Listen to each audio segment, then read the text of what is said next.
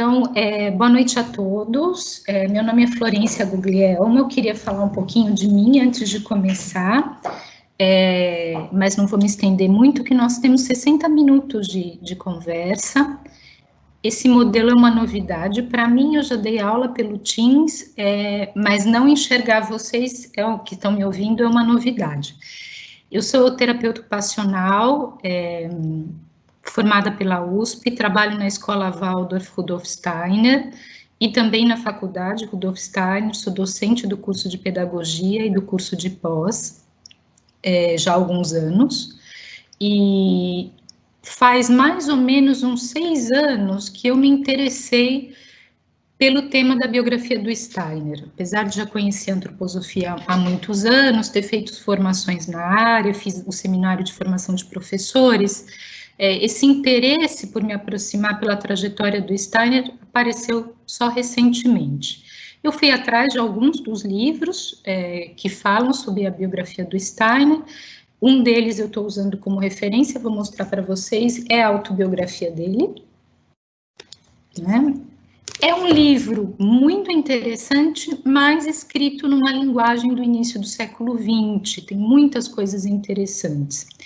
O livro que eu recomendo para aqueles que falam inglês, infelizmente o livro não está traduzido para o português, e que falam alemão também, é este livro do Christopher Lindenberg, sobre a biografia do Steiner. Como vocês podem ver, ele é um livro um pouquinho grosso, mas ele é bastante completo. O Christopher Lindenberg fez uma pesquisa muito extensa, muito documentada a respeito do percurso do Steiner, e se ocupou nos detalhes mesmo, na minúcia, de como foi que o Steiner foi compondo as suas ideias, foi escrevendo seus livros, as pessoas que ele foi encontrando, que o influenciaram e que ele influenciou também, e descreve no último bloco desse livro todo o processo de fundação mesmo, do impulso que o Steiner deu para as diversas instituições antroposóficas, e sobre isso a gente vai falar um pouquinho depois. É muito interessante, quando a gente se aproxima dessa biografia, pensar que o Steiner, ele nasceu em 1861, logo no início das grandes inovações tecnológicas começam a surgir na primeira metade do século XIX. Então, se a gente pensa na máquina a vapor, no trem, no telégrafo, o telégrafo tinha sido uma invenção assim bastante recente, tinha acontecido poucos anos antes do Steiner nascer, e ele nasce justo nesse ponto de virada, quando esses elementos da tecnologia começam a transformar a nossa maneira de viver. E hoje a gente pode imaginar que aquilo que teve início no momento do nascimento dele, agora talvez a gente viva um momento, um auge, né? Um auge, a própria possibilidade da gente ter esse encontro hoje à noite, de uma certa forma, teve a sua sementinha plantada ali nesse momento histórico. O Steiner nasceu de uma família de origem alemã.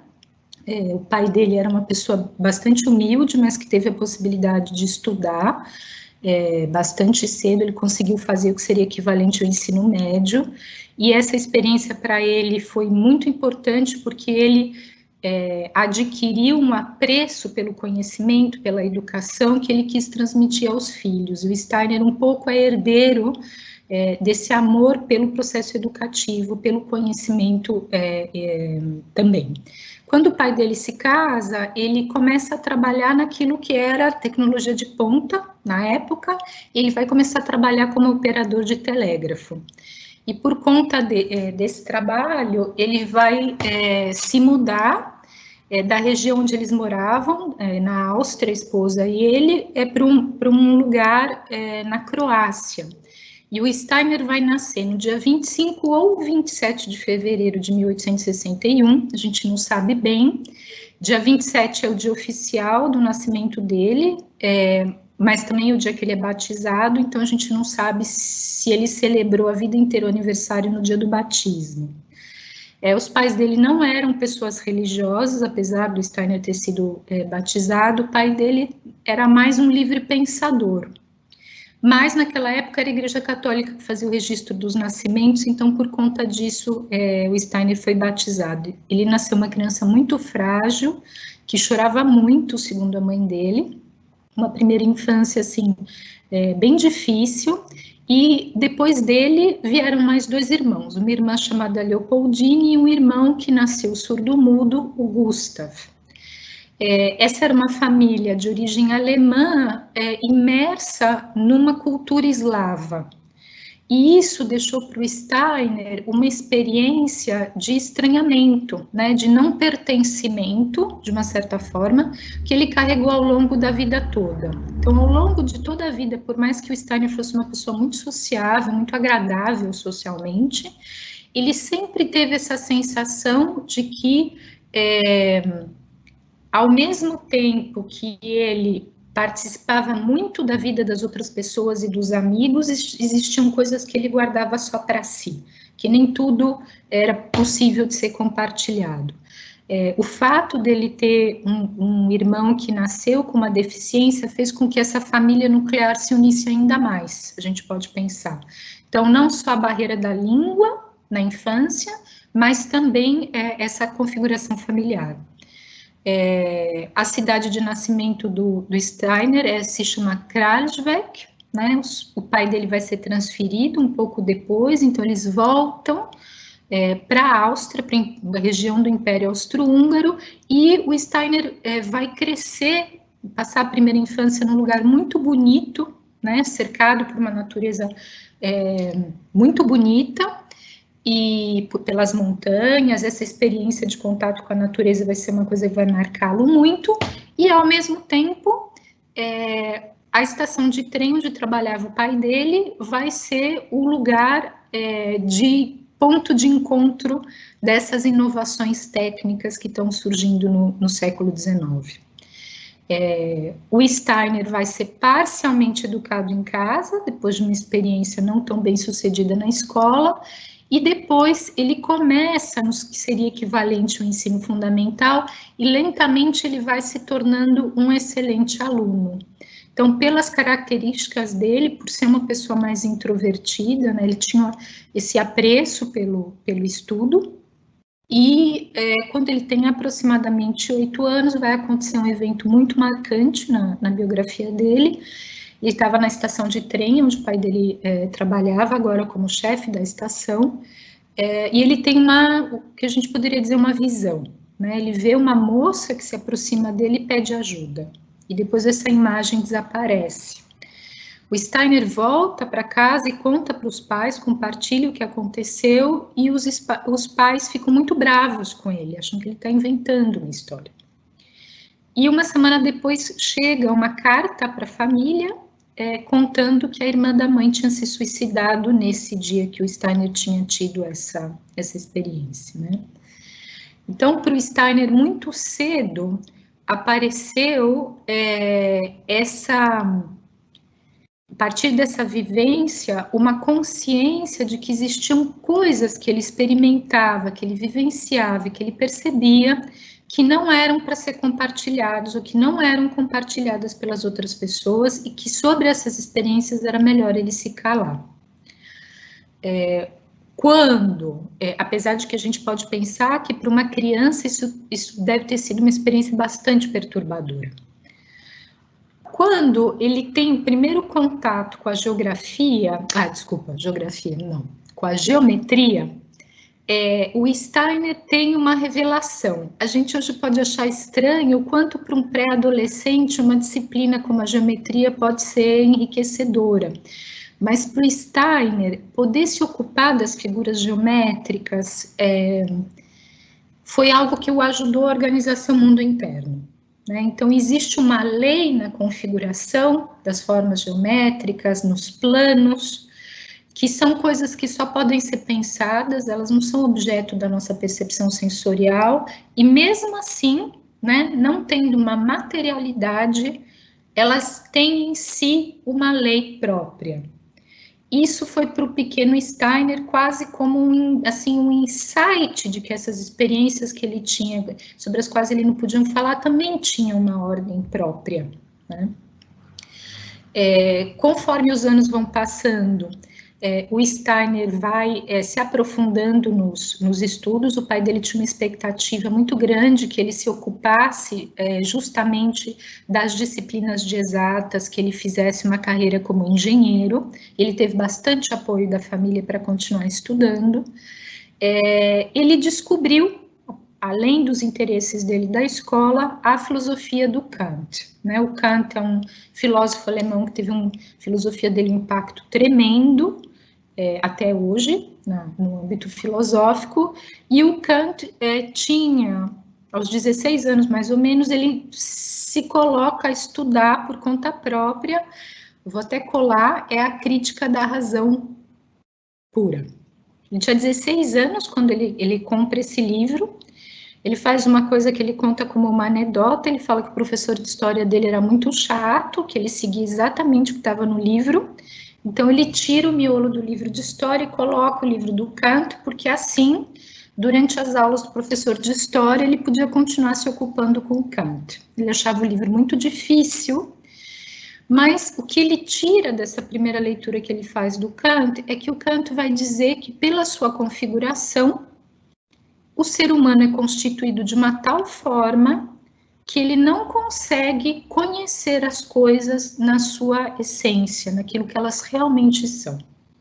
E isso para o Steiner ficou muito indigesto, né? Ele não concordava com isso, a experiência que ele tinha pessoal era bem outra, e a partir dessa leitura ele vai começar a procurar na filosofia e na ciência da época, com muita vontade, né, respostas para a questão dele, que é como é que a gente pode conhecer como as coisas são de verdade, como é que a gente pode se aproximar dessa essêência das coisas. E não vai ser um percurso fácil. Na segunda metade do século XIX, o mundo estava dando passos largos para constituir uma ciência materialista, né?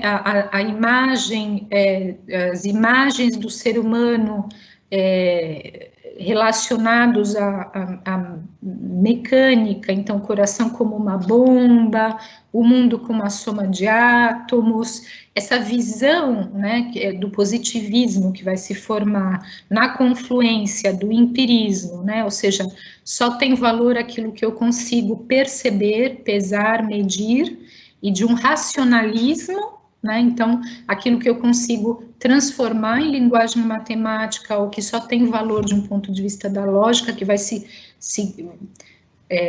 juntar para dar início à concepção que até hoje a gente tem, fundamenta a nossa ciência, a nossa maneira de conhecer. É com isso que o Steiner vai se haver, que o jovem Steiner vai se haver. E aí, em 1879, o Steiner tinha 18 anos, no verão de 1879, o Steiner termina o que seria o equivalente ao ensino médio e resolve estudar na Escola Politécnica de Viena. Para tornar isso possível para o filho, o pai dele pediu uma transferência para uma cidade bem próxima de Viena. Mesmo assim, o Steiner tinha que pegar o trem para ir para a faculdade todos os dias. E antes da faculdade começar, ele pega todos os livros que ele tinha de estudo no ensino médio, junta tudo, vai até Viena, entra num sebo, vende tudo e troca por livros de filosofia contemporânea. Esse era, né, aquilo que ele estava em busca dessa resposta. E quando ele entra na faculdade, na Escola Politécnica de Viena, que existe até hoje, inclusive, nesse momento ele vai ter uns encontros muito fundamentais para a biografia dele, para a vida dele. O primeiro encontro que ele vai ter vai ser justamente nesse trem que o levava até Viena. Ele vai conhecer um homem chamado Felix Kogutsky. Ele era um homem já de uma certa idade que trabalhava coletando ervas nas florestas próximas a Viena, e ele levava uma vez por semana essas ervas para vender em Viena. Ele era uma pessoa que tinha uma profunda relação com a natureza, uma percepção muito grande do valor curativo das ervas, e vai ser a primeira pessoa com a qual o Steiner vai poder compartilhar essas experiências, essas vivências íntimas que ele tinha que ele não podia compartilhar com mais ninguém desde o falecimento da tia dele. O Felix Kogutski era uma pessoa, segundo o Steiner conta, que tinha suas próprias experiências, então pôde ajudá-lo a entender o que acontecia com ele. Não só tinha experiências, como também tinha conhecimento.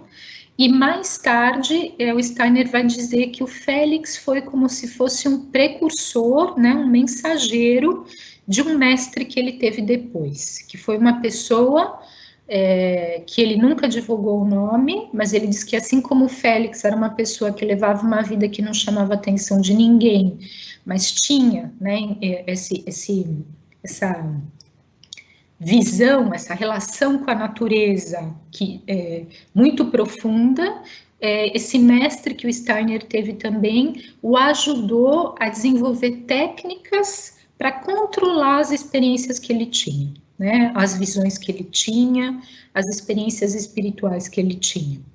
Sobre isso ele não disse mais nada, então nós não sabemos quem é essa pessoa.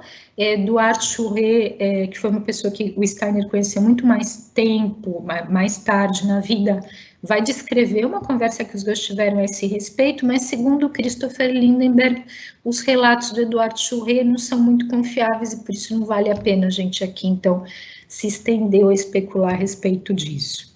Esse foi um encontro que ele teve importante em Viena. O outro encontro foi com o professor de filosofia que ele teve, Franz Brentano. Franz Brentano tinha sido um padre católico, que tinha aberto mão da batina, porque ele era contra a doutrina, o dogma da infalibilidade papal, e o Franz Brentano também era uma pessoa que, incomodada com essa questão dos limites do conhecimento que o Kant tinha colocado, estava tentando desenvolver uma psicologia que tirasse a filosofia dessa sinuca de bico, né? O que é uma filosofia que diz, olha, o conhecimento do ser humano só pode ir até aqui. Para lá é uma questão de fé, né? Era um pouco essa problemática da época. O Franz Brentano, ele foi uma personalidade muito importante, a gente no movimento antroposófico diz isso porque ele foi professor de filosofia do Steiner, mas o Franz Brentano também foi professor de filosofia do Freud, né, o fundador da psicanálise, e professor de filosofia do Edmund Husserl, que é o fundador do movimento filosófico da fenomenologia. Então, ele foi um professor de pessoas que impactaram o século XX muito profundamente. Para mim, é uma personalidade enigmática, né? Está no meu caderninho de pessoas sobre as quais eu gostaria de saber mais. A gente pode pensar que essa pergunta que ele tinha, de uma certa forma, passou para os seus alunos, né? Como pensar uma maneira de conhecer diferente da que estava sendo proposta no final do século XIX. O outro grande encontro que ele teve foi com o professor de literatura dele alemã, o Karl Julius Schröer. Foi ele que apresentou o Goethe e o Schiller, dois grandes nomes da literatura clássica alemã. Até então o Steiner não tinha tido contato, a gente pensar, ele tinha 18, 19 anos, nunca tinha lido Goethe, que é um nome, né, é um grande nome dentro da história da literatura alemã e dá nome à sede da Sociedade Antroposófica, depois a gente vai chegar nisso. Mas a formação do Steiner tinha sido uma formação muito focada nas ciências exatas. Nem de música, né, com a música ele vai ter oportunidade de ter contato como estudante em Viena, e nem com a literatura. Quem vai abrir esse campo para ele de estudos vai ser o Karl Julius Schröer, e vai abrir o campo de leitura bastante específico, porque para o professor do Steiner, depois desses dois grandes nomes, a literatura alemã tinha entrado em decadência. Então, durante muitos anos, o Steiner vai compartilhar as opiniões do professor dele e vai demorar para se interessar por aquilo que vai aparecer na literatura contemporânea no início do século XX. E foi graças a esse professor que o Steiner foi indicado para assumir a edição das obras científicas do Goethe. Estava sendo organizada uma grande edição de literatura alemã, então abarcando todos os grandes nomes da literatura alemã, e o Goethe é um autor com uma vida dupla, né? A amante do Goethe sempre foi a ciência natural. Então, apesar dele ter construído uma carreira muito reconhecida no âmbito literário, na poesia, na dramaturgia, e ter um reconhecimento enorme na Europa nesse momento, ele sempre se ocupou desde jovem das ciências naturais e estudou os mais diversos assuntos, a botânica, a astronomia, a geologia, enfim, foi uma pessoa que fez sistematicamente experiências a respeito disso, deixou muito material publicado, mas ele não foi reconhecido na época dele como um cientista sério. Ele era um pouco um café com leite. Então, apesar de ter participado na vida dele muitas vezes de debates científicos, de ter sido um grande interlocutor, por exemplo, do Alexander von Humboldt, uma pessoa com a qual ele compartilhava essa ideia da natureza como sendo um organismo de muitas inter-relações. O Steiner vai cunhar alguns conceitos que são muito importantes, até do ponto de vista antroposófico até hoje. A obra científica dele era uma obra menos reconhecida em comparação com a obra literária. O Kai Julius Schröder vai indicar o nome do Steiner por ser um jovem muito inteligente, muito interessado para se ocupar com isso. O Steiner vai aceitar esse oferecimento, vai se ocupar profundamente das obras. Era um volume enorme de material com o qual ele teve que entrar em contato. E o primeiro livro desses volumes das obras científicas de Goethe vai sair rapidamente e vai receber muitos elogios. Até hoje, a edição das obras científicas do Goethe que o Steiner fez é tida como uma das melhores edições das obras científicas, e o Steiner vai ficar tão entusiasmado que ele vai largar a faculdade, faltando pouco tempo para se formar, para se dedicar a uma carreira literária, né? Eu sempre me pergunto o que os pais dele acharam dessa decisão, acho que não ficaram muito felizes, e a carreira literária dele não decolou. De fato, ele vai demorar 13 anos para conseguir terminar a edição das obras científicas, mas ele precisava se sustentar e, de novo, o professor dele vai interferir e vai indicar o nome dele para trabalhar como tutor de 4 filhos de uma família de origem judaica, a família Specht, uma família de comerciantes bem estabelecidos, e o filho caçula, o Otto, tinha muitas dificuldades de aprendizado. Esse vai ser não o primeiro contato que o Steiner vai ter com a questão pedagógica, porque durante muitos anos o Steiner trabalhou dando aula particular para os colegas como uma forma de conseguir dinheiro e conseguir se manter, mas o Otto demandava dele um preparo de aula muito cuidadoso, porque ele se cansava com muita facilidade. Então, vai ser o primeiro momento onde o Steiner vai começar a estabelecer as relações que vão aparecer lá na frente, na pedagogia Waldorf, entre o processo de aprendizado e a fisiologia humana. Depois de um tempo com o Otto, o Steiner vai correr atrás de terminar a sua graduação, e em 1890, o Steiner vai receber o convite, por conta do envolvimento dele com a edição das obras científicas do Goethe, para trabalhar em Weimar, no arquivo Goethe-Schiller. Weimar era a cidade, o ducado onde o Goethe e o Schiller tinham vivido.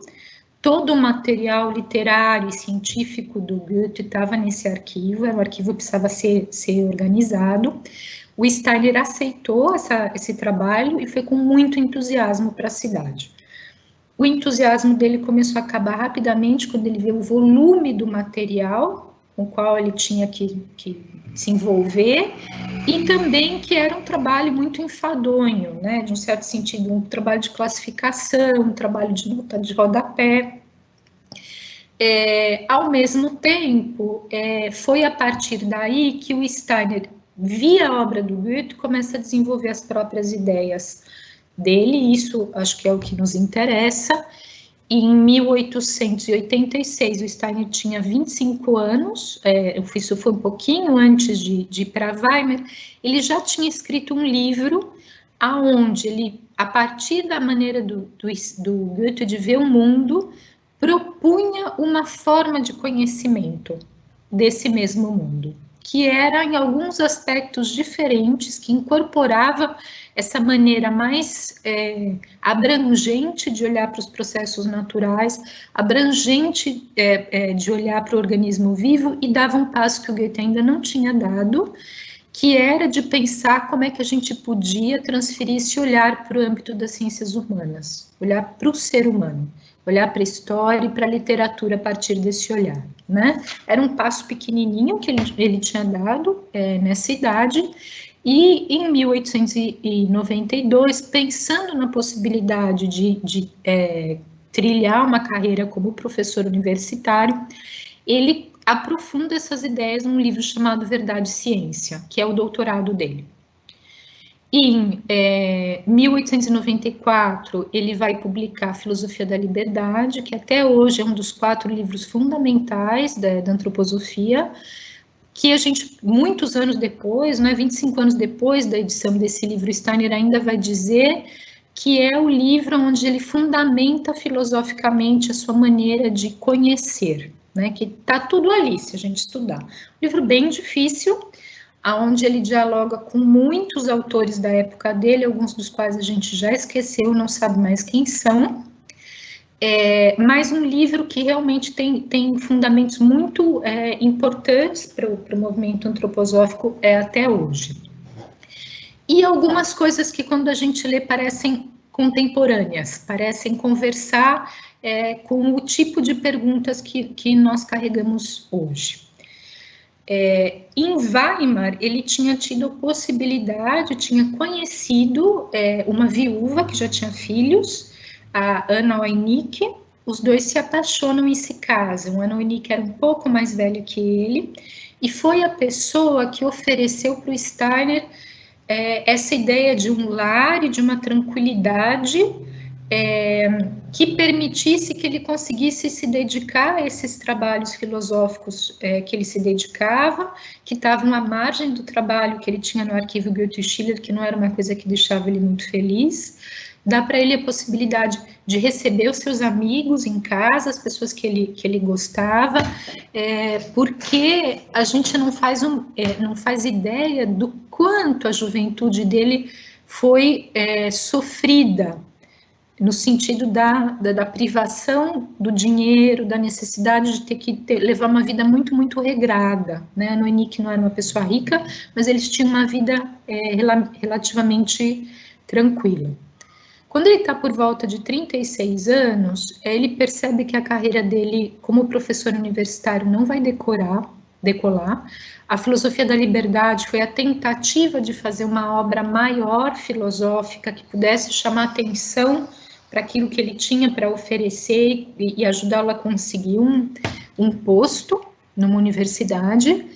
E essa crise pessoal pela qual ele vai passar vai mudar muito a maneira dele ver as coisas. Até então, a gente pode dizer que tem essa primeira metade da vida do Steiner, onde ele tentou de várias formas formar para ele uma carreira que também tivesse de acordo com os impulsos que ele tinha pessoais, e várias dessas tentativas não vingaram. E ele também tinha como características, ele vai dizer, né, uma facilidade muito grande para entrar dentro do âmbito intelectual, do âmbito filosófico, mas uma relação com a vida prática um pouquinho mais frouxa, a gente poderia dizer. Mas aos 36 anos, por volta dessa idade, isso muda. Ele vai dizer que ele ganha uma objetividade maior na relação dele com o mundo, e ele vai tomar uma decisão interna, e essa decisão vai ser que ele vai, a partir desse momento, aceitar como tarefas as perguntas que vêm do mundo. Ele vai, e também vai considerar que as pessoas que ele tem ao redor são as pessoas mais acertadas para desenvolver aquilo que ele precisa desenvolver. E nesse momento ele resolve sair de Weimar, que ele vai dizer que era Era um museu a céu aberto, né, fazia referência a coisas importantes que tinham acontecido na cultura alemã e já tinham passado há mais de 50 anos, mas nada de novo surgia dali, e resolve se mudar para Berlim, que era, nesse momento, estamos falando agora do final do século XIX, 1897, depois de 7 anos em Weimar, ele vai para o lugar que é o centro, né, efervescente das inovações no âmbito literário, no âmbito musical, das experimentações literárias, artísticas, plásticas, né, no âmbito da dança. Ele vai para o mundo onde as coisas estão acontecendo. E vai ser nesse momento que ele vai deixar para trás essa ideia que o professor dele tinha de que a literatura alemã só vinha num processo de decadência, né, vai começar a se colocar em relação com essa corrente do tempo dele. O que está acontecendo agora, né, emergindo agora. Ele vai arrumar um trabalho como editor de uma revista literária, que vai justamente colocá-lo em contato com personalidades do âmbito artístico, enfim. Vai aceitar um trabalho como professor numa escola de operários, numa escola noturna, que tinha uma orientação marxista, mas o Steiner vai pedir liberdade para falar a respeito das pesquisas dele, do conhecimento que ele tinha desenvolvido pessoalmente. Ele vai receber essa autorização, então ele vai se ocupar durante as noites a falar aos operários sobre economia, política, história, geografia, dos mais diversos assuntos. Isso coloca ele também, né, não só do ponto de vista cultural, mas assim, no cerne dos movimentos políticos da época, o que estava acontecendo de efervescente nesse âmbito também. Vai ser uma época que depois ele vai dizer de muita aprovação pessoal, né, de muitas crises internas. Ele que se muda primeiro para Berlim e depois de um tempo, quando ele arruma um lugar para morar, a esposa dele se muda junto com ele. E é nesse período de final de século que o Steiner vai estabelecer um contato com a Sociedade Teosófica Alemã.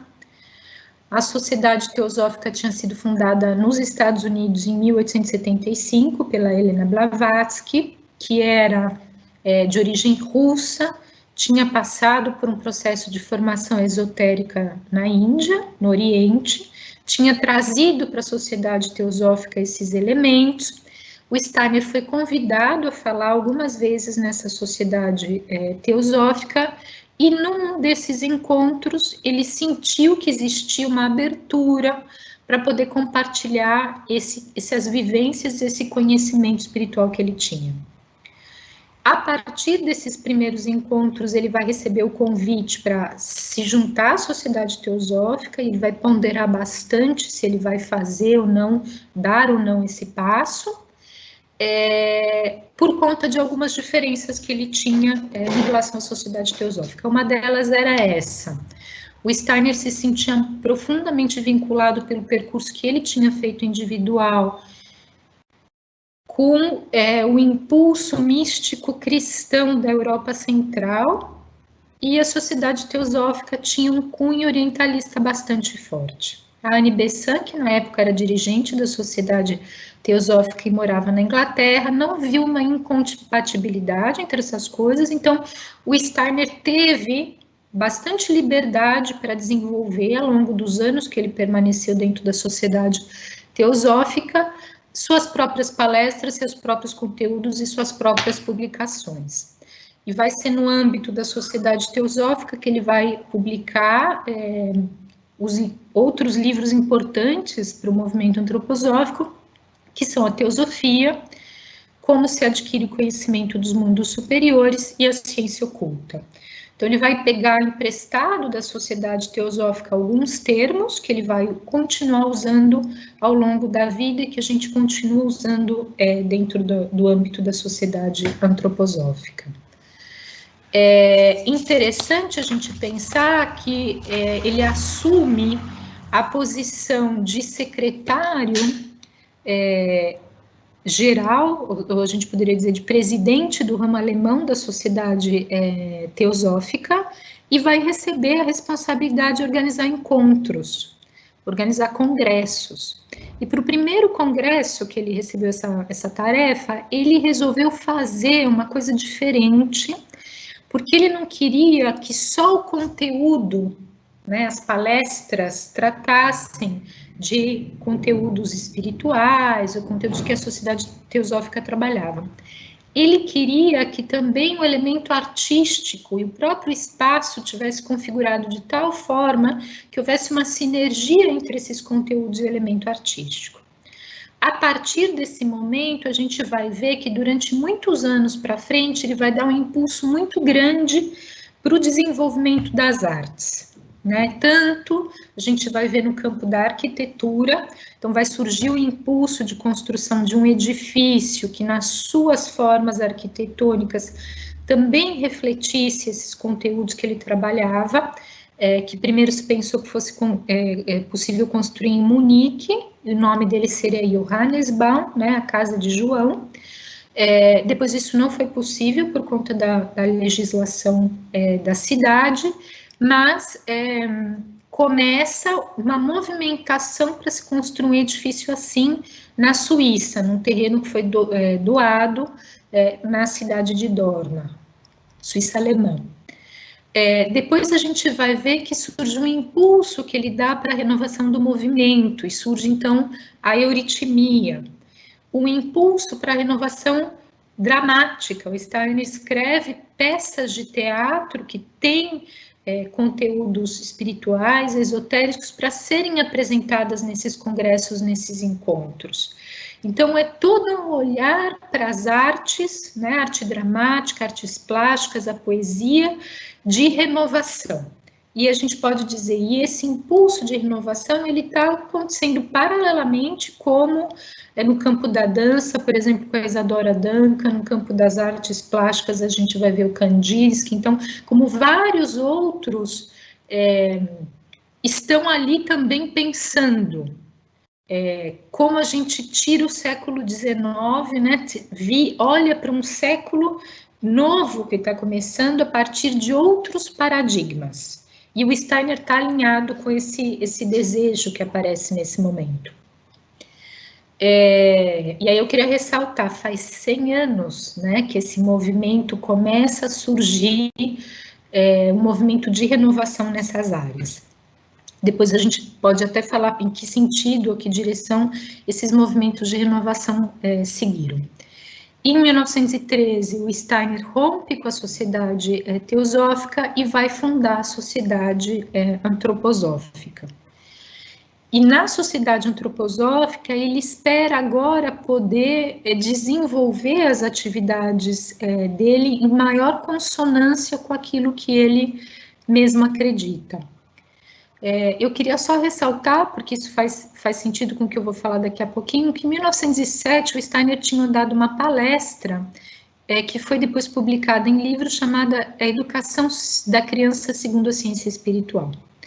Ainda era no âmbito da Sociedade Teosófica, e naquele momento o Steiner tinha muito desejo que se surgisse, né, a pergunta sobre se era possível pensar uma educação a partir desses conhecimentos a respeito do ser humano, de como o ser humano está configurado, e que levasse em conta o desenvolvimento físico, o desenvolvimento emocional e o desenvolvimento espiritual da criança, todos esses elementos numa proposta pedagógica. E essa pergunta não aconteceu nesse momento, Steiner precisou esperar 12 anos e a Primeira Guerra Mundial para que essa pergunta pudesse vir. E aí é bem interessante que a gente pode ver que na vida do Steiner a gente tem 3 períodos bem marcantes. O primeiro período, que a gente poderia dizer de elaboração de uma obra filosófica, que sustenta aquilo que vai aparecer depois. Um segundo período, onde a gente tem vários impulsos que são dados à renovação artística. E um terceiro momento, que vai aparecer a partir da Primeira Guerra Mundial, que vai ocupar muito o Steiner internamente, porque ele vai se ocupar de pensar quais foram os fatores que levaram a Europa a esse conflito armado tão sangrento, e ele vai fazer um mapa a respeito disso, que depois vai aparecer em 1917, num esboço que ele faz de uma proposta de uma nova configuração social, que é a trimembração do organismo social. Esse esboço era aquilo que ele considerava que deveria ser uma proposta que os países, né, que a Alemanha, os países alemães deviam explicitar como uma proposta de renovação social também, né? Ele via ali no âmbito da Primeira Guerra Mundial uma profunda crise cultural, econômica e política pela qual a Europa estava passando, né? E faltavam propostas nesse sentido. Então, esse último período da vida, a gente vai ver que o Steiner vai dar muitos impulsos para a vida prática.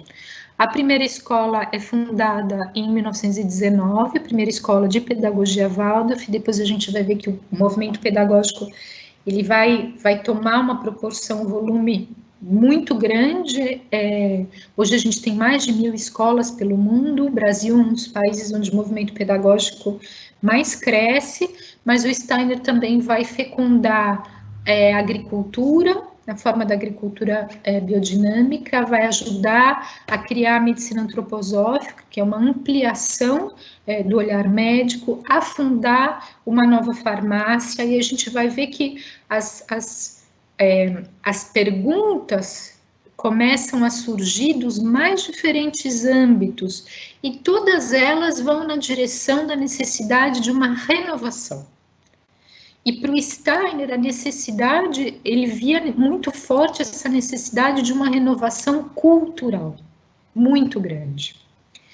E o Steiner, até pensando que a gente vai ter um tempo para perguntas, o Steiner vai falecer em 1925, no dia 30 de março de 1925, depois de ter passado 6 meses acamado, mas não parado, porque a autobiografia dele ele escreveu durante o período dele de doença.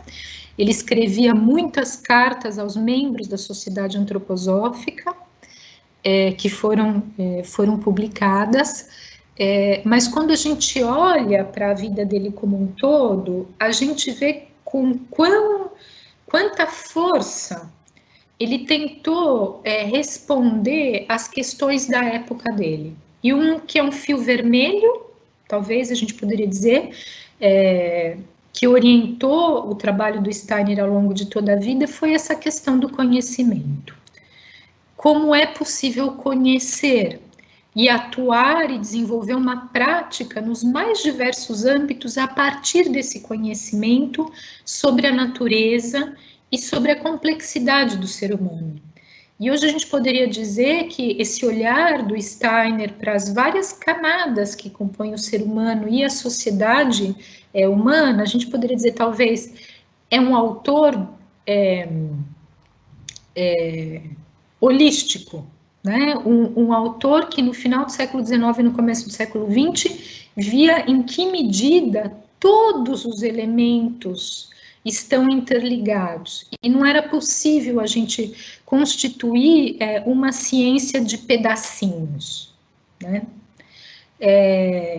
O Habermas, num livro bem pequenininho que se chama Modernidade, um projeto inacabado, ele vai dizer que é fato que lá com o iluminismo, que surge no começo do século XVI, o ser humano vai trilhando um caminho de muita fé na razão, que, de uma certa forma, vai colapsar na Primeira Guerra Mundial, né? Muita fé de que o conhecimento tecnológico, né, a expansão econômica ia trazer um bem-estar sempre crescente. Esse projeto colapsa um pouco, a gente vai ver na história do século XX, vão surgir muitos questionamentos a esse modelo, mas o Habermas vai dizer, sim, de fato, a arte, a ciência, a ética, elas foram tomadas pelos especialistas, elas não conversam mais com a vida cotidiana. E o Steiner percebia exatamente isso no final do século XIX e no começo do século XX. O trabalho dele era no sentido de que a gente se reapropriasse desses elementos, que eles voltassem a conversar com a vida cotidiana. Talvez um pouco nesse sentido a proposta que ele fez. Hoje a gente vê que muitas pessoas se aproximam dessa concepção de ser humano, concepção de espiritualidade, porque ela tem muitas repercussões práticas, mas essas repercussões práticas, elas existem porque existe uma maneira de conhecer, que permite que a gente acesse essas conexões, esses fios que conectam as coisas. Eu queria só para finalizar, porque eu tenho vontade de ouvir as perguntas de vocês, dizer que eu acho que esse olhar que o Steiner trouxe, essa proposta de renovação cultural, é algo que mantém a sua atualidade, e talvez a gente poderia pensar, ele é mais importante que nunca. Aquela crise do final do século XIX, ela não foi superada. A gente talvez esteja agora numa situação aguda, com o coronavírus, com uma série de questões, mas a dificuldade de integrar os conhecimentos científicos, a vivência da arte, tudo ficou para fora. E, ao mesmo tempo, a nossa vida fica empobrecida, com pouca capacidade reflexiva. Como a gente faz para estabelecer uma ponte entre essas coisas, né? E essa ponte não só em relação aos conteúdos, mas entre as pessoas também, né? Queria abrir para conversas, para a gente não extrapolar muito o nosso tempo. Meus ajudantes vão liberar as perguntas. Eu queria só dizer que eu acho uma pena que não dá para ouvir todo mundo, mas senão acho que a gente não saía daqui hoje.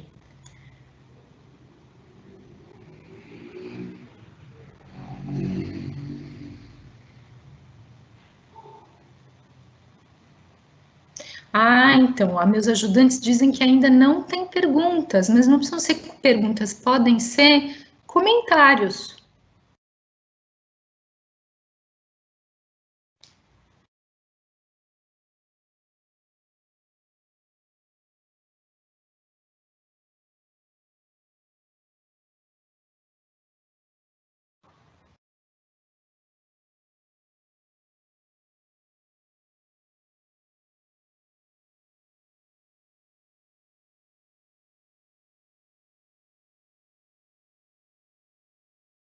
Bom, enquanto eu espero os comentários ou as perguntas, eu queria recomendar veementemente para aqueles entre vocês que são educadores. No curso de pós-graduação, a gente fez um pouco esse percurso da biografia do Steiner, conversando com o livro do Edgar Morin, Os 7 Saberes Necessários para uma Educação do Século XXI. Essa é uma conversa muito interessante, porque nesse livro, Edgar Morin, ele fala um pouco, não a respeito de conteúdos e disciplinas, mas de elementos que são importantes para aqueles que se ocupam da questão da educação. Então, como a gente ensina, de fato, por exemplo, para as crianças, ou transmite para as crianças, o que é essa consciência dessa inter-relação. Quando a gente pensa hoje na nossa situação da pandemia, por exemplo, essa consciência do quanto a minha vida em São Paulo, na cidade de São Paulo, na zona sul de São Paulo, está interrelacionada com aquilo que acontece na Europa, ou com aquilo que acontece na Ásia, o quanto aquilo que eu faço impacta a vida dos meus semelhantes. Então, se é que nós ainda não tínhamos tido a possibilidade de desenvolver essa consciência, agora é um momento por excelência de desenvolver a consciência de que nós não somos entes separados, que nós compartilhamos um destino que é global. Eu acho que talvez nunca antes, assim, a gente tenha experimentado tanto o que significa ser globalizado.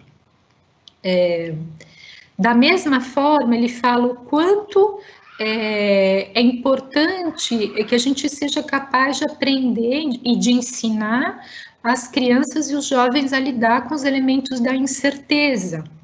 Como é que a gente faz isso, né? O projeto do século XIX era um projeto de muitas certezas. Sim, a gente caminha por esse caminho, esse viés científico, por esse viés tecnológico, e a vida só tende a melhorar.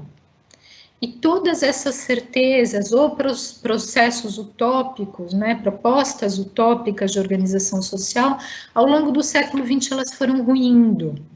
Então, o Edgar Morin, ele faz essa constatação de que agora, no século XXI, a gente tem que aprender a navegar pelas incertezas.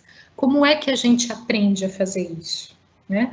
Como é que a gente ensina as crianças e jovens, como a gente transmite uma imagem de ser humano que é tão complexa, que não pode de jeito nenhum ser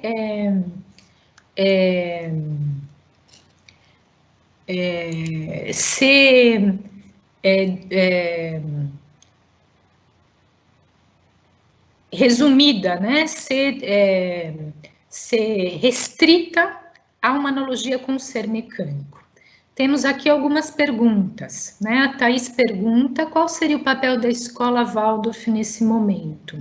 Bom, aí vocês vão me desculpar, mas eu vou ser parcial, sabendo, com consciência, né?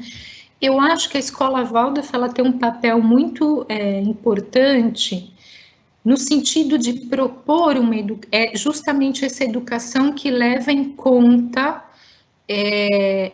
todos os aspectos do ser humano. Então, aquilo que Edgar Morin fala, o ser humano tem uma corporalidade, o ser humano ele tem um âmbito afetivo, o ser humano tem um âmbito que é social, o ser humano tem essa consciência da globalidade. Então, uma educação que está voltada para cuidar os aspectos físicos, né, os aspectos afetivos, os aspectos cognitivos da criança e do jovem, eu acho que ela é muito pertinente nesse momento. E muitas famílias que se aproximam da pedagogia Waldorf, elas também têm a possibilidade de entrar em contato com esses conteúdos e repensarem também. Então, as escolas Waldorf, às vezes, são esse ponto de cultivo, de criação de novas formas culturais. Deixa eu só ver aqui que nós temos várias perguntas. E agora, como é que será que eu volto nas anteriores? Por favor, você pode mostrar novamente o livro, a biografia? Sim. Essa aqui é a autobiografia do Steiner. Está em português pela editora antroposófica. E essa aqui do Christopher Lindenberg existe em alemão e em inglês. Infelizmente, a gente não tem em português. Eu gostaria muito, acho ela muito completa. Deixa eu ver qual mais. Fernanda, nesse momento tão crítico, deve levar um novo olhar do organismo social. Como, minha opinião, poderá ser reestruturada a sociedade na visão da antroposofia? Fernanda, eu vou te recomendar que você estude a pedagogia como questão social, porque senão eu teria que dar uma outra palestra sobre esse tema. Esse é um tema bem amplo, o Steiner faz propostas assim, bem específicas a respeito disso, é muito interessante, recomendo. A questão pedagógica como questão social. Existem outros livros sobre a trimembração do organismo social, que é esse grande bloco, esse grande tema onde o Steiner faz essas propostas. A Carol disse, eu posso indicar livros que retratam o momento histórico da Alemanha quanto da criação da primeira escola Waldorf. Não teria, Carol, assim, eu conheço via o que o Christopher Lindenberg fala a respeito disso. Eu acho que se nós tivermos um historiador aqui pode dar muitas sugestões. Vamos descer um pouquinho.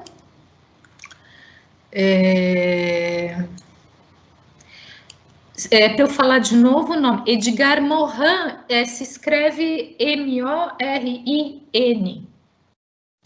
O livro se chama Os 7 Saberes para uma Educação do Século XXI, um livro maravilhoso, eu recomendo. A Juliana também gostaria de saber como eu penso que Steiner olharia para esse momento da humanidade.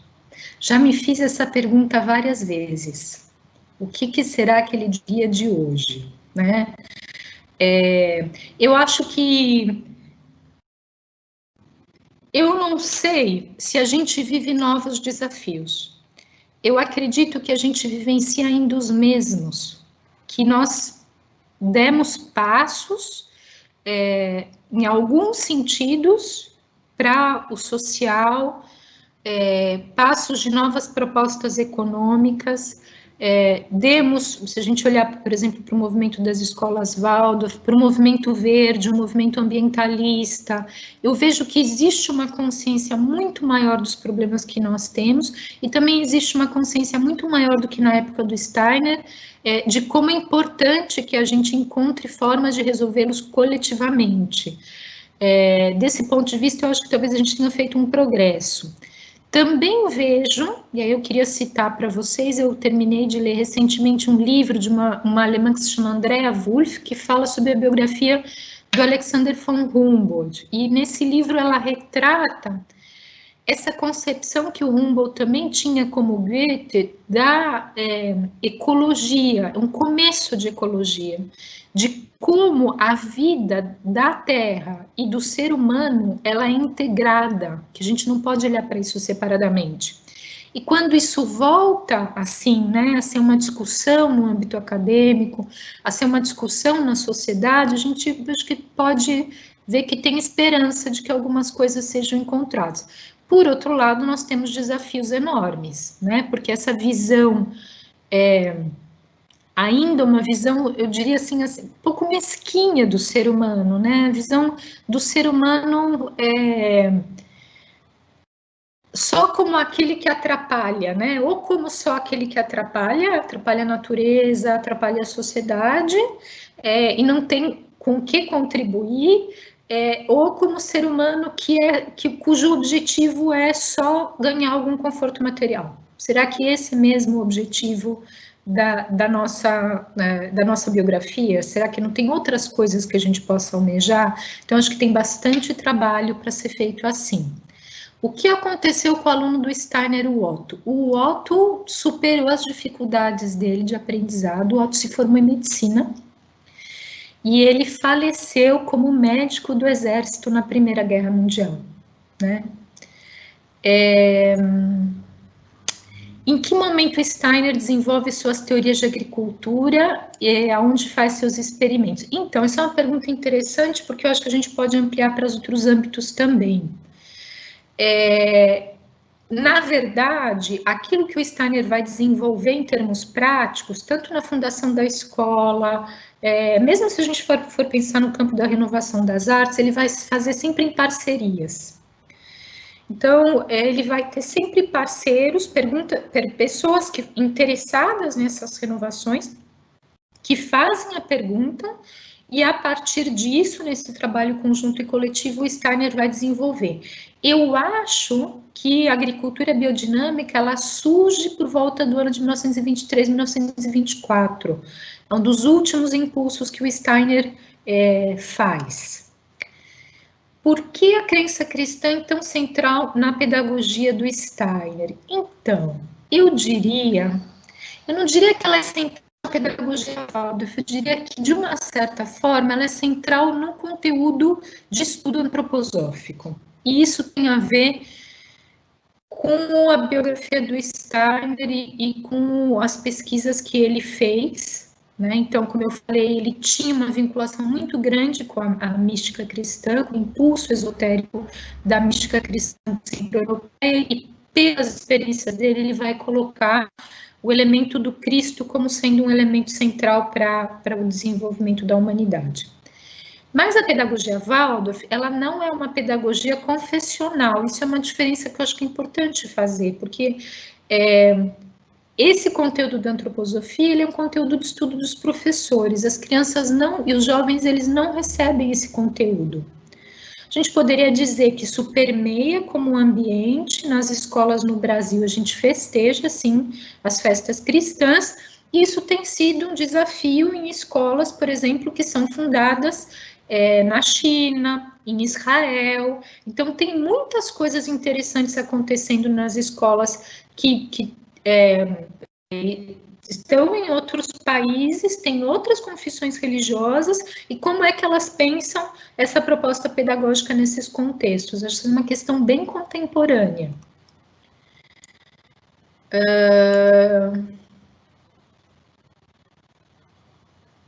A Rafaela queria que eu respondesse, aprofundasse um pouquinho essa questão da pedagogia como um caminho de fortalecimento das forças da alma no ser humano. Então, tem esse elemento, mas acho que esse é um elemento da pedagogia, tem dois âmbitos, né? Acho que a gente poderia dizer. Um âmbito é que em muitos livros que eu já citei, por exemplo, em Como se adquire o caminho dos mundos superiores, mas na teosofia também, o Steiner descreve exercícios interiores, exercícios meditativos, exercícios de autodesenvolvimento que nos fortalecem. Eu acho que a Rafaela tem razão, né? Eu acho que esse são todos recursos que a gente tem para dar conta dos desafios enormes pelos quais a gente está passando, que são para uso adulto, a gente poderia dizer, né? E, por outro lado, a gente tem esse cuidado que a pedagogia Waldorf tem nos primeiros anos da vida da criança, no estabelecimento de hábitos, de ritmos, de vivências, de conteúdo, da maneira de serem abordadas, que a gente considera que criam bases seguras para que essa criança e esse jovem, quando eles cresçam, eles encontrem em si, a gente poderia dizer, uma bússola interna, né? Um ponto central de confiança para lidar com essas dificuldades. Então, a gente tem ali duas frentes. Uma frente pedagógica, cuidando dos futuros jovens, das crianças e dos jovens, e uma outra cuidando da gente mesmo, né? Um caminho que só cada um pode fazer. O Francisco me pergunta que visão ele tinha da Primeira Guerra, né? Então, justamente o Steiner via a Primeira Guerra como essa falência desse modelo de ciência, um esvaziamento, a gente poderia dizer, né? Eu tinha falado um pouquinho que o professor dele de alemão, de literatura alemã, dizia que depois de um determinado momento era um processo de decadência, o Steiner vai achar que as instituições, e aí se a gente vai pensar todas as instituições políticas, as propostas educacionais do final do século XIX, que tinham entrado dentro do século XX, elas precisavam urgentemente de uma renovação. Então, esse modelo de conhecer, de educar, de estabelecer as relações sociais, ele é um modelo caduco, e que só podia mesmo colapsar, e que a Primeira Guerra foi esse momento. Se é possível fazer um paralelo com a pandemia, eu acho que sim. Não pela pandemia em si, não vou botar a culpa no vírus, mas eu acho que o vírus nos mostra sobre que bases frágeis a nossa sociedade está organizada. Então, agora, né, diante dessa situação, onde, como eu falei antes, a gente tem essa consciência ampliada do quanto a nossa vida está interligada, algumas situações elas não têm sustentação, né? Como a gente cuida, oferece saúde, como a gente estabelece relações comerciais, como a gente sustenta as escolas, como a gente sustenta o nosso contato pessoal, estabelece redes de contenção das pessoas que estão mais frágeis nesse momento, né? Então, todas essas questões agora que estavam frágeis, elas ficam muito em evidência.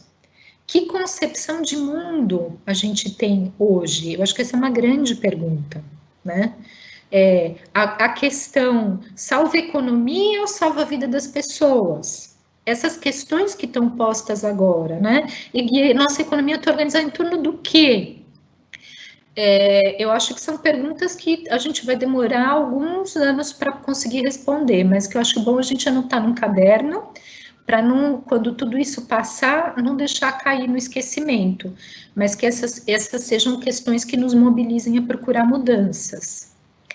A Kelly manda uma mensagem dizendo assim: fico refletindo sobre a questão da tecnologia da modernidade líquida, que são questões que permeiam nossa cultura. Como seria esse desafio se Steiner estivesse encarnado? E aí ela continua. Sim, eu não sei, né? Eu acho que o Steiner intuía que a gente ia chegar nesse momento. Para ser bem sincera, eu acho que ele tinha uma profunda intuição. Quando a gente pensa, por exemplo, na proposta da pedagogia Waldorf, né, e no ano passado a gente comemorou os 100 anos da fundação da primeira escola, foi um momento também de muita reflexão sobre a pertinência dessa proposta 100 anos depois, dela ter sido estabelecida pela primeira vez. E um momento de reflexão sobre em que medida ela é pertinente, se os princípios dela ainda são princípios pertinentes, ou se tem coisas que a gente precisa renovar. O que a gente vê é que, embora muitas coisas a gente precise renovar, e que às vezes dizem respeito a conteúdos, a maneira de olhar determinadas questões, se a gente for olhar a configuração das nossas famílias, ela é muito diferente, né? Toda essa questão que eu comentei antes, por exemplo, como é que uma proposta pedagógica que nasceu na Alemanha, né, na Europa Central, num momento histórico bem específico, ela pode se transporta para outras realidades culturais e num outro momento histórico. Esse é o exercício que todo movimento pedagógico tem que fazer. E o que permanece como espinha dorsal da proposta pedagógica que ainda faz sentido? E muitas coisas ainda fazem sentido. Se a gente olhar de novo para todas as experiências que a gente considera importantes para criar um jovem seguro e que procure o seu lugar no mundo a partir de uma referência que seja interna e não uma referência externa, eu acho que a pedagogia ela tem um papel muito importante nesse sentido, e talvez ela tenha um papel mais importante hoje do que ela teve na época onde ela foi criada. Hoje eu acho que a gente precisa mais que nunca desses jovens, né? Andréia, diz que eu falei sobre esse olhar da arte, que é possível ver como a busca pela arte possibilita o pensar, refletir e faz uma ponte para o conhecimento. Exatamente. Toda a arte humaniza e talvez devemos pensar no nosso Brasil para não permitir que acabem com a cultura. Exatamente. Então, eu acho que a arte ela tem um papel, desde sempre ela teve para o Steiner um papel muito importante. No final da vida, perguntaram para ele se ele teria feito alguma coisa diferente em relação à proposta pedagógica Waldorf, e ele disse que ele teria colocado mais arte, né? Então, em que medida, como diz o Habermas, a gente deve procurar uma aproximação com o elemento artístico, não como algo que a gente entra em contato de vez em quando num museu, mas como é que isso permeia a nossa vida, acho que é uma questão muito pertinente, né?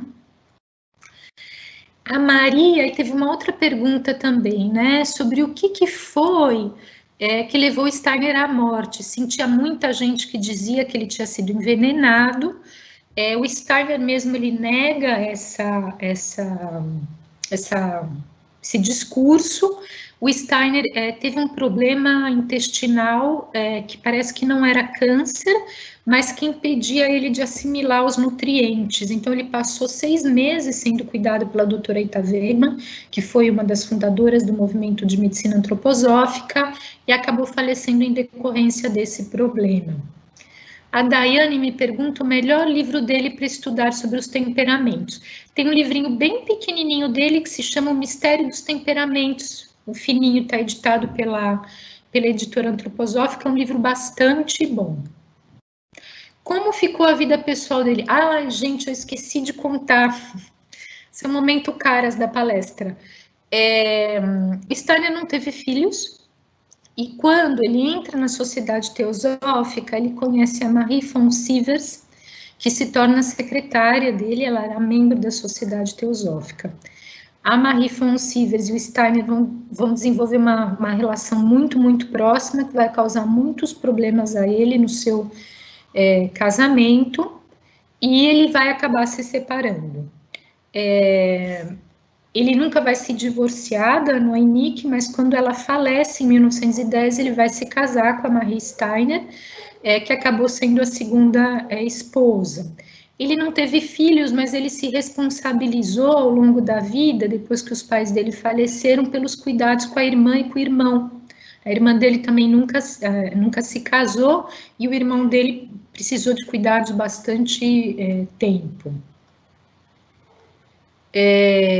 Se existem descrições do momento em que ele morre, sim, as pessoas dizem que ele simplesmente colocou as duas mãos sobre o peito, fechou os olhos e morreu. Foi uma morte muito, muito pacífica. O Mário pergunta, ele diz, né, que na antroposofia se preza muito por padrões morais altos na vida espiritual, mas vemos, infelizmente, o contrário atualmente. Filosofia, religião e ciência falharam no seu propósito? Eu acho, Mário, que é bem a questão que o Habermas levanta naquele questão do projeto inacabado da modernidade, né? O iluminismo, ele começa com muitas expectativas positivas sobre o quanto a razão pode melhorar a vida das pessoas, e a gente constata que não foi isso que aconteceu. Para o Habermas, não é que a gente tem que eliminar esses princípios, mas de fato aprender com os erros. E uma das coisas que ele fala é que a gente precisa se reapropriar desses conteúdos, né? Se não deixar só na mão dos especialistas o que seja ciência, o que seja ética e aí ele fala o que seja arte. Nesse ponto eu acho que o Steiner concorda.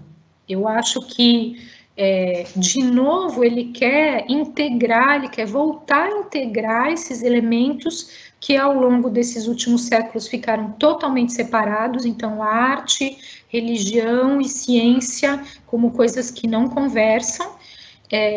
Esse livro que eu falei para vocês sobre a biografia do Humboldt, que se chama Invenção da Natureza, é um livro muito interessante porque a autora toca justamente nessa questão de como o Goethe e o Humboldt viam que conhecer, que a ciência e a poesia não são coisas separadas, que o fato de eu desenvolver um conhecimento científico não me anula como pessoa, né? Eu não deixo de me sentir tocado pela beleza do meu objeto de estudo, que esses elementos eles deviam ser de novo integrados.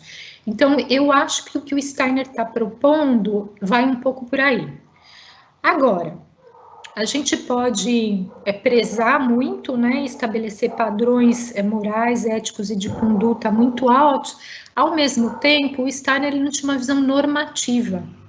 Quando a gente lê a filosofia da liberdade, ele vai dizer que existe um campo que a moralidade, na verdade, ela é constituída pelo conjunto das moralidades individuais de uma determinada sociedade. E o que pode entrar de elemento novo, ele só entra através do indivíduo, do desenvolvimento do indivíduo, daqueles ideais aos quais o indivíduo consegue se conectar. E por isso, na filosofia da liberdade, ele vai falar do individualismo ético. Toda vez que eu intuo cultivo dentro de mim esses ideais, e cada vez mais pessoas cultivam também, aí a gente pode falar de uma verdadeira mudança no âmbito da sociedade. Caso contrário, ela não vai acontecer. Daí a importância da gente se comprometer com o nosso desenvolvimento pessoal, né? Via o nosso desenvolvimento, a gente também ajuda numa transformação social.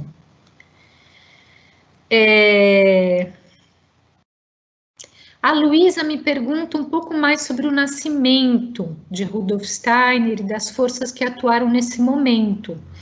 Não poderia falar a respeito dessas forças, não saberia dizer isso, né? Mas o que se sabe do nascimento, eu só sei que ele foi o primeiro filho do casal, que ele nasceu muito frágil, que ele chorava muito como bebê. E eu tenho um relato de uma amiga que, na época do aniversário de nascimento dele, acho que foram 150 anos de nascimento, foi visitar a casa onde ele nasceu. E ela me fez um relato que eu fiquei muito impressionada, que ela disse como era pobre a casa, como a vida deles, né, dessa família era simples, que a gente não faz ideia, né? Uma pessoa que passou a vida inteira estudando, que faleceu com uma biblioteca de mais de 10 mil volumes, né, que inclusive no leito de morte pedia para ler as coisas novas que estavam sendo publicadas, mas que na sua vida pessoal, tirando esse apreço pelo conhecimento, levava uma vida extremamente simples. Ele nasceu assim, nesse âmbito simples. A Kátia diz que não sabe se dá tempo, mas gostaria de ouvir sobre o incêndio do primeiro Goetheano e a construção do segundo. Bom, posso falar se vocês não estão cansados, porque já são 8h14, mas vamos lá.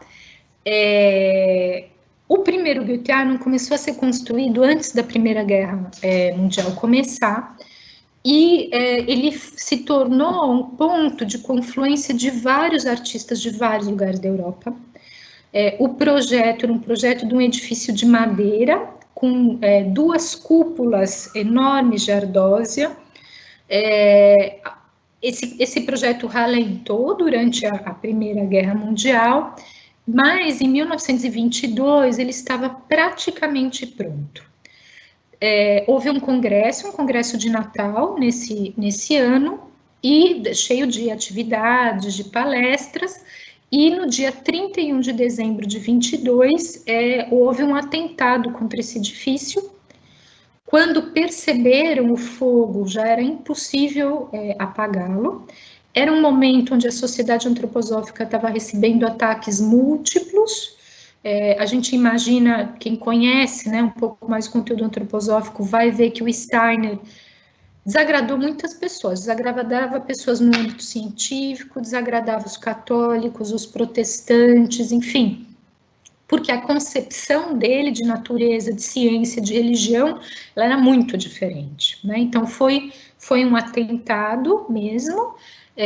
As pessoas dizem que o Steiner passou a noite vendo o prédio ser consumido, era um resultado de muitos anos de trabalho, de muitas pessoas, e durante todo o ano de 1923, o Steiner pensou se ele ia continuar ou não vinculado à sociedade antroposófica, porque ele também via, e aí eu acho que é a questão que a Kátia está levantando, o incêndio do Goetheano como um fenômeno que revelava as dificuldades pelas quais a própria sociedade antroposófica estava passando internamente. Havia muitas brigas internas, muitos desentendimentos.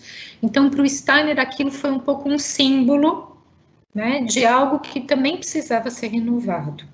No final de 23, né, depois de um ano do incêndio do primeiro Goetheano, o Steiner decidiu continuar vinculado à sociedade antroposófica e refundá-la, que foi o Congresso de Natal de 1923, onde então ele se vincula, ele assume a presidência da Sociedade Antroposófica, coisa que ele não tinha feito antes, e dá início à construção do novo Goetheano. Ele não chegou a ver o projeto do segundo Goetheano pronto, ele vai falecer antes disso, mas os esboços dele vão servir para a construção do prédio que existe hoje em Dornach, que, se não me engano, é a primeira construção de concreto armado da Europa. Muitos estudantes de arquitetura vão fazer a visita ao Goetheano por causa do seu interesse arquitetônico.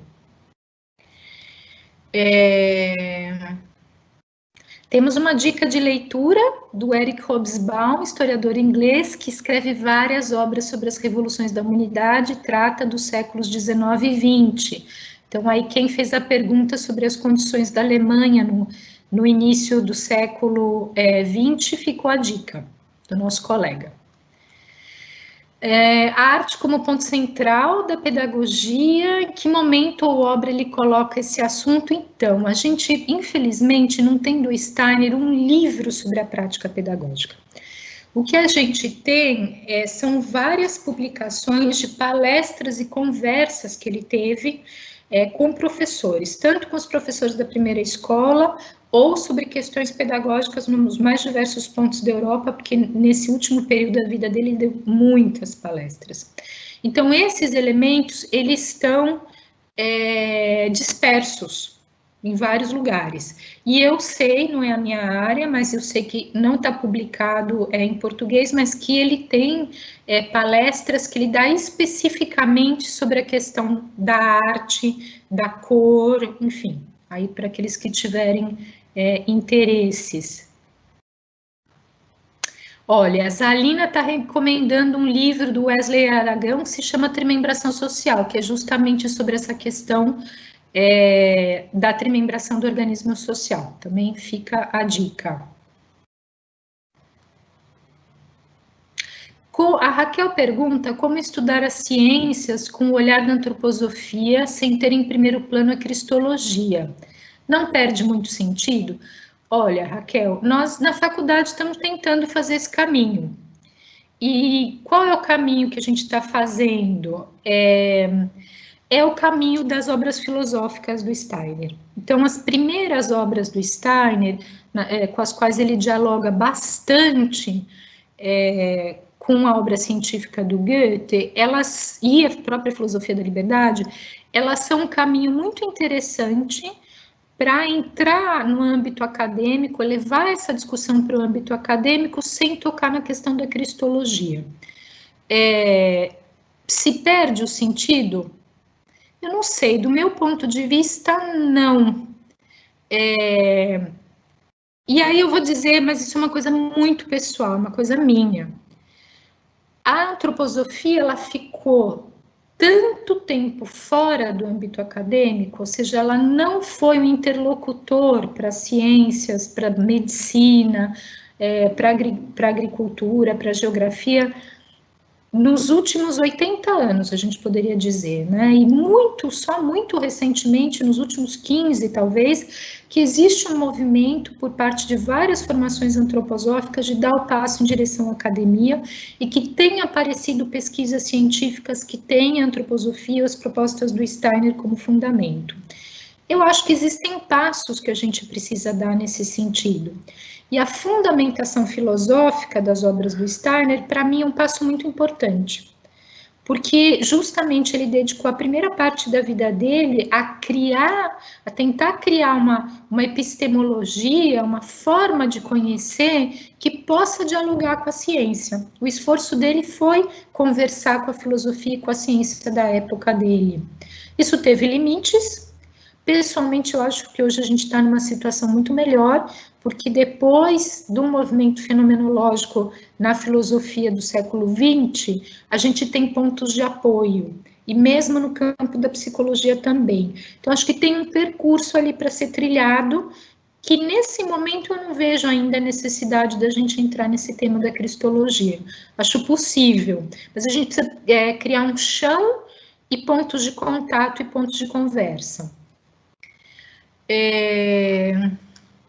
Como eu vejo o futuro da pedagogia Waldorf e a tendência da educação online? Bom, a pedagogia Waldorf parece que vai bastante bem, mas ela tem desafios, né? Porque o crescimento dela não necessariamente significa que aquilo que está sendo colocado em prática nas escolas hoje mantém na sua integridade esses princípios fundamentais. Eu acho que isso é um desafio para a pedagogia Waldorf.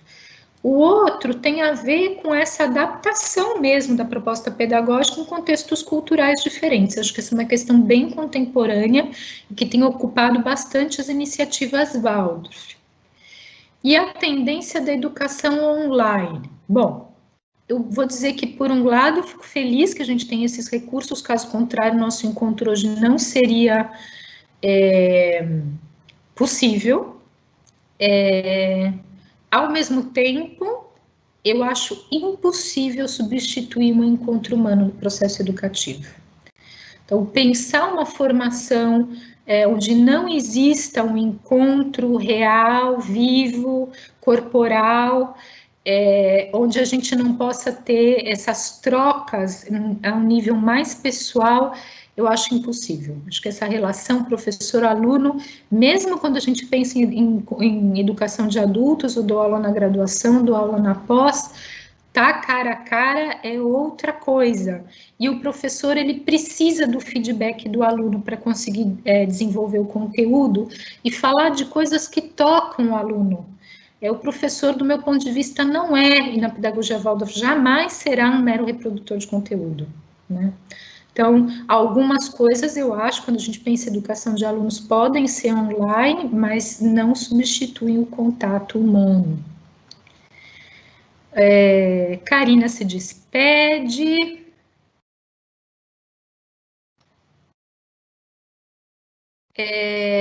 Um pouco sobre os irmãos, eu não tenho muitas informações a respeito dos irmãos dele. Só aquilo que eu já comentei, né, do falecimento da irmã que não se casou. Do ponto de vista espiritual, o significado do incêndio, eu não saberia dizer. Eu sei que existe gente que sabe, poderia falar mais a respeito disso, mas eu não vou não entrar num tema que eu estaria chutando. O Murilo pergunta o nome do livro onde aparece esse tema da ciência e a poesia comunidade. Se chama Invenção da Natureza, e é recente esse livro. Em 2015, ele ganhou um prêmio, parece, de melhor livro de não ficção nos Estados Unidos. É um livro bem extenso. Andrea Wulf fez muitas pesquisas a respeito da biografia do Alexander von Humboldt. Bem no comecinho tem um encontro, ela descreve um encontro do Goethe e do Humboldt, e o quanto esse encontro moveu os dois, né? O Humboldt ficou contagiado com a visão da natureza do Goethe, e o Goethe ficou contagiado pelo entusiasmo do Humboldt, que era 20 anos mais novo. É um livro muito interessante, e em vários momentos do livro ela fala dessa visão da Terra e da natureza como algo uno, de inter-relações profundas entre geologia, botânica, o animal, o ser humano que vive nesse espaço geográfico. É muito bonito, eu recomendo para vocês. Steiner fala ou conheceu Freud? Fala sobre Freud, mas não conheceu Freud. E é muito interessante do ponto de vista biográfico, porque eles circularam nos mesmos círculos. O médico do Otto era o Breuer, que foi parceiro de estudos, parceiro de pesquisa do Freud nos estudos sobre histeria.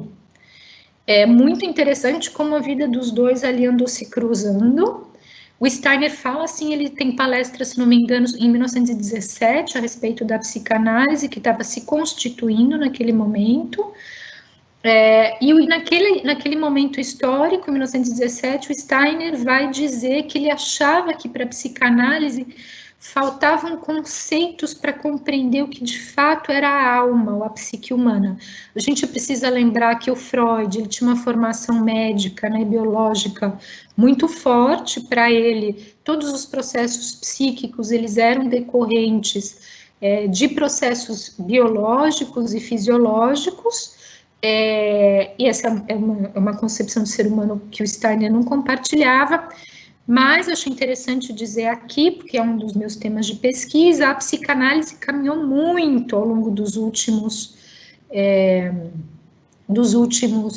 100 anos, e hoje a gente tem psicanalistas que não tratam do elemento espiritual, não é disso que se trata, mas que tem uma percepção muito refinada dos processos psíquicos, que tem pontos de apoio com aquilo que o Steiner descreve. Apesar de eles terem origens epistemológicas muito diferentes, tem coisas interessantes acontecendo, muito interessantes acontecendo hoje em termos da psicanálise. A Maria do Carmo disponibilizou as referências bibliográficas.